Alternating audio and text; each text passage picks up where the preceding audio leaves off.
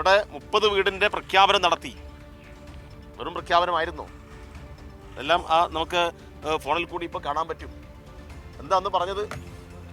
30 വീട് എത്രയും പെട്ടെന്ന് ഞങ്ങൾ നിർമ്മിച്ചു കൊടുക്കും എന്നാണ്. എത്രയും പെട്ടെന്ന് നിർമ്മിച്ചു കൊടുക്കും. ഇപ്പോൾ യൂത്ത് കോൺഗ്രസ് നാണമില്ലാതെ പറയുന്നത് ഞങ്ങൾക്ക് 78 ലക്ഷമേ കിട്ടിയിട്ടുള്ളൂ എന്നാണ്. കഴിഞ്ഞ ദിവസം അങ്ങനെയാണ് പറഞ്ഞത്. ഇപ്പോൾ സമീപ ദിവസങ്ങളിൽ പറഞ്ഞത് 1,05,00,000. ആദ്യം 78 പറഞ്ഞു, പിന്നീട് 1,05,00,000 പറഞ്ഞു. ഈ 1,05,00,000-ന് 30 വീട് നിർമ്മിക്കാൻ വേണ്ടി കഴിയും. എവിടെയാണ് യൂത്ത് കോൺഗ്രസ് വീട് നിർമ്മിക്കുന്നത്? അപ്പോൾ ദുരന്തം നടന്നിട്ട് കാലം ഇത്ര കഴിഞ്ഞിട്ടും പ്രഖ്യാപിച്ച സംഘടനകളെല്ലാം പണം കൊടുത്തിട്ടും യൂത്ത് കോൺഗ്രസും പണം കൊടുത്തില്ല.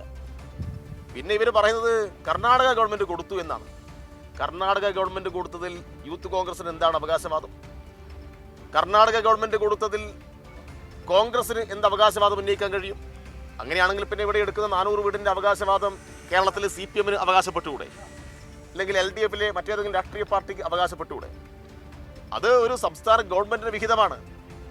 എന്നാൽ ഇവിടെ ഒരു കാര്യം ഗൗരവമായി മനസ്സിലാക്കേണ്ടത്, ഈ വയനാട് ദുരന്തഭൂമിയെ മുൻനിർത്തി പണം പിരിച്ച് പുട്ടടിച്ച കോൺഗ്രസിനെയും യൂത്ത് കോൺഗ്രസിനെയും കൃത്യമായും തുറന്നു കാണിക്കാൻ മാധ്യമങ്ങൾ ഉൾപ്പെടെ സമയം കണ്ടെത്തണം എന്നുള്ളതാണ്. 30 വീടിൻ്റെ പേര് പറഞ്ഞിട്ട് എവിടെ നിന്നെല്ലാം പണം പിരിച്ചു എന്ന് ചോദിച്ചപ്പോൾ കണക്കില്ലല്ലോ.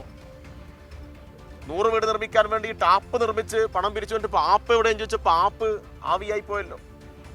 ലോകത്തെവിടെയെങ്കിലും ഈ പണം പിരിച്ച ആപ്പ് കാണാനില്ല എന്ന് പറഞ്ഞ ഒരു പ്രസ്ഥാനമുണ്ടോ?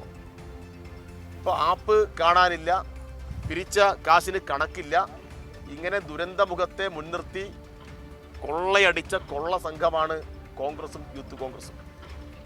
ഈ മരണ വീട്ടിൽ നിന്ന് പോക്കറ്റ് അടിക്കുക എന്നൊക്കെ പറയുന്നത് നമ്മൾ കേട്ടിട്ടുണ്ട്. അക്ഷരാർത്ഥത്തിൽ ഇവിടെ ഇങ്ങനെ വിറങ്ങലിച്ച് നിൽക്കുന്ന സന്ദർഭത്തിൽ ഈ ദുരന്ത ഭൂമിയിൽ വന്നിട്ട്, ഈ മരണ വീട്ടിൽ വന്നിട്ട് പോക്കറ്റടിച്ച പോക്കറ്റടിക്കാരാണ് ഈ VD സതീശനും യൂത്ത് കോൺഗ്രസിൻ്റെ സംഘവും എന്ന് ജനങ്ങൾ കൂടുതൽ മനസ്സിലാക്കിക്കൊണ്ടിരിക്കുകയാണ്. അതുകൊണ്ട് സംസ്ഥാന സർക്കാർ പ്രഖ്യാപിച്ച വാക്ക് പാലിക്കുന്നു. ഏതാണ്ട് 178 വീട് ഇവിടെ നിർമ്മാണം പൂർത്തിയായിരിക്കുന്നു. ആദ്യഘട്ടം അത് കൈമാറാൻ ആവശ്യമായ നിലപാടുകൾ സ്വീകരിക്കുന്നു. അതെല്ലാം വളരെയേറെ പോസിറ്റീവായിട്ടുള്ള, ജനങ്ങൾ കൊടുത്ത വാക്ക് പാലിക്കുന്ന കാര്യമാണ്. എന്നാൽ ജനങ്ങൾ കൊടുത്ത വാക്ക് പാലിക്കാത്ത കോൺഗ്രസ് വാക്ക് പാലിച്ചില്ല എന്ന് മാത്രമല്ല, ഇതിന് മുൻനിർത്തി പണം പിരിച്ച് അത് വിവിധ ആവശ്യങ്ങൾക്ക് വകമാറ്റി അതെടുത്ത് പുട്ടടിച്ച് എന്നിട്ട് ഇവിടെ വന്ന് വീണ്ടും ഷോ കളിക്കുകയാണ് ഇവിടെയുള്ള സിദ്ദിഖ് ഉൾപ്പെടെയുള്ള ആളുകൾ. വയനാടിന് വേണ്ടിയിട്ട് ലോകത്തിന്റെ വിവിധ ഭാഗങ്ങളിൽ നിന്ന് സംസ്ഥാന സർക്കാരിന് സഹായധനം എത്തുന്ന സന്ദർഭത്തിൽ അന്ന് KPCC പ്രസിഡന്റ് സുധാകരൻ എന്ത് പറഞ്ഞു? ഒരു 5 പൈസ കോൺഗ്രസിന്റെ ആളുകൾ ഇതിൽ കൊടുക്കരുത് എന്നാ പറഞ്ഞത്. പിന്നെ ഏതോ ഒറ്റപ്പെട്ട MLA-മാർ, കോൺഗ്രസിന്റെ MLA-മാർ കൊടുത്തു എന്ന് പിന്നീട് മനസ്സിലാക്കുന്നു. യഥാർത്ഥത്തിൽ എന്താ സംഭവിച്ചത്? കോൺഗ്രസിന്റെ അണികളോട്, കോൺഗ്രസ് അനുകൂല ജീവനക്കാരോട്, കോൺഗ്രസിന് അനുകൂലമായി നിൽക്കുന്ന വ്യവസായികളോട്, സംരംഭകരോടെല്ലാം കോൺഗ്രസ് നടത്തിയിട്ടുള്ള ആഹ്വാനം നിങ്ങൾ ഞങ്ങളുടെ ആപ്പിലേക്ക് പണം നിക്ഷേപിക്കൂ എന്നാണ്.